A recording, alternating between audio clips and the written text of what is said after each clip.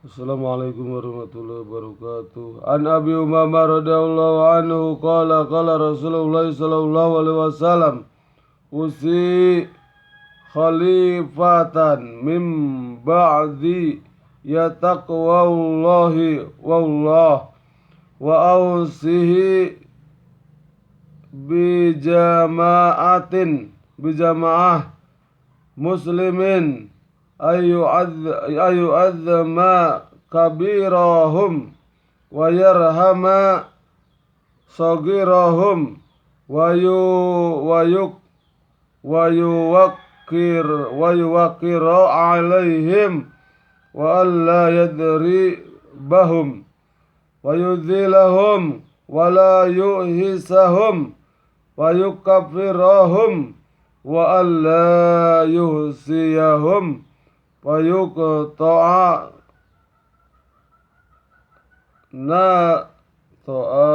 naslahum wa la yugliqa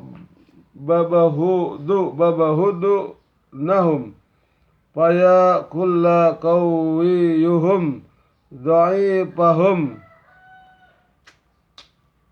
Diriwayatkan dari Abu Umamah radhiyallahu anhu bahwa Rasulullah SAW bersabda, aku nasihatkan pada khalifah setelahku agar takut kepada Allah, dan aku menasihati jemaah kaum muslimin agar menghormati orang-orang yang lebih tua, menyayangi yang lebih muda, memuliakan ulama mereka, dan aku nasihatkan pada khalifah setelahku agar ia tidak memukul mereka, karena hal itu berarti menghina mereka, tidak membiarkan mereka liar sehingga menjadikan mereka orang-orang yang kufur, tidak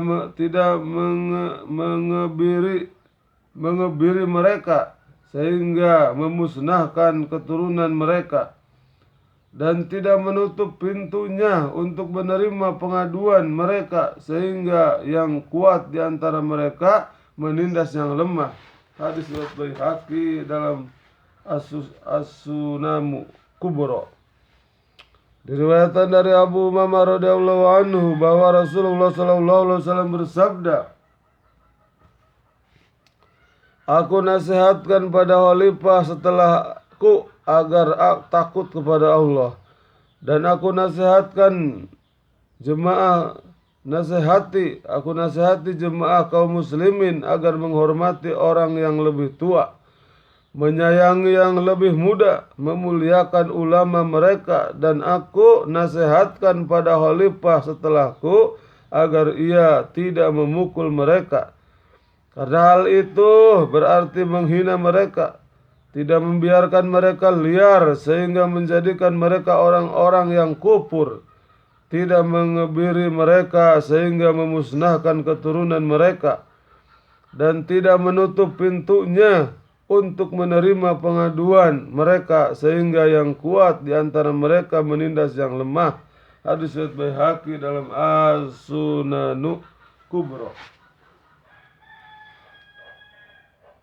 An Amri bin Su'aib an abihi an Jadid radhiyallahu anhuma anna Nabiyya sallallahu alaihi wasallam naha an natfis saibi wa qala innahu nurus salam. Diriwayatkan dari Amr bin Su'aib dari ayahnya, dari kakeknya radhiyallahu anhuma bahwa sesungguhnya Nabi sallallahu alaihi wasallam melarang mencabut uban, dan beliau bersabda, sesungguhnya uban itu cahaya seorang muslim. Hadis riwayat Tirmizi, katanya ini hadis hasan bab tentang larangan mencabut uban. Diriwayatkan dari Amir bin Su'aib dari ayahnya, dari kakeknya radhiyallahu anhuma bahwa sesungguhnya Nabi sallallahu alaihi wasallam melarang mencabut uban, dan beliau bersabda, sesungguhnya uban itu cahaya seorang muslim. Hadis riwayat Tirmizi, katanya ini hadis hasan bab tentang larangan mencabut uban. Hadis nomor 2821. An Abi Hurairah radhiyallahu anhu anna Rasulullah sallallahu alaihi wasallam qala la tangtipu tipu saib fa innahu nuru yaumal qiyamah wa man saba saibatan fil Islam kutiba lahu biha hasanatu wa hutta anhu biha khoti'ah wa rufi'a lahu biha darajah. Diriwayatkan dari Abu Hurairah radhiyallahu anhu bahwa Rasulullah sallallahu alaihi wasallam bersabda, janganlah kalian mencabut uban, karena sesungguhnya uban itu akan menjadi nur, cahaya pada hari kiamat.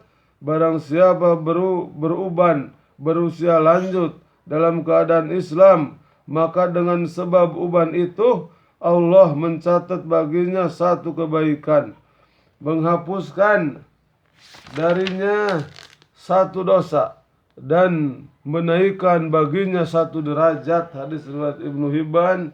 Berkata isnadnya, diriwayatkan dari Abu Hurairah radhiyallahu anhu bahwa Rasulullah sallallahu alaihi wasallam bersabda, janganlah kalian mencabut uban, karena sesungguhnya uban itu akan menjadi nur, cahaya pada hari kiamat.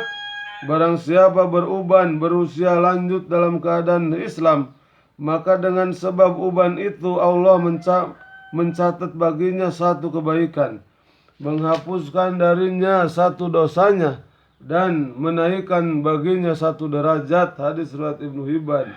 Berkata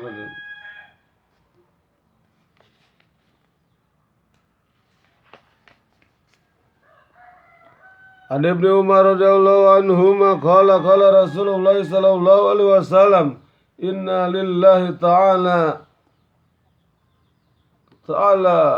wa ma taduhum bin ni'amil mana fi'il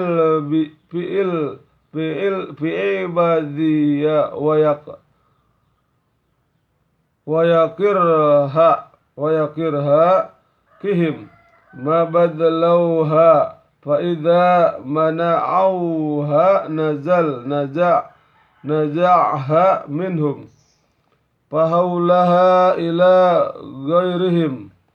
Diriwayatkan dari Abdullah bin Umair radhiyallahu anhu bahwa Rasulullah sallallahu alaihi wasallam bersabda, sesungguhnya Allah Subhanahu wa taala mempunyai beberapa kaum yang diistimewakan olehnya dengan beberapa nikmat supaya mereka memberi manfaat kepada orang lain, dan Allah akan menetapkan nikmat-nikmat itu pada mereka selagi mereka membagikannya pada orang lain.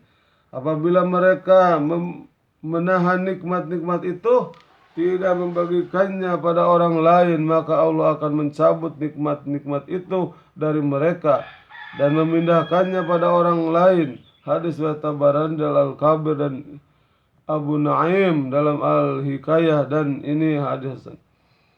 Diriwayatkan dari Abdullah bin Umar radhiyallahu anhu bahwa Rasulullah sallallahu alaihi wasallam bersabda, sesungguhnya Allah Subhanahu wa taala mempunyai beberapa kaum yang diistimewakan olehnya dengan beberapa nikmat supaya mereka memberi manfaat kepada orang lain, dan Allah akan menetapkan nikmat-nikmat itu pada mereka selagi mereka membagikannya pada orang lain.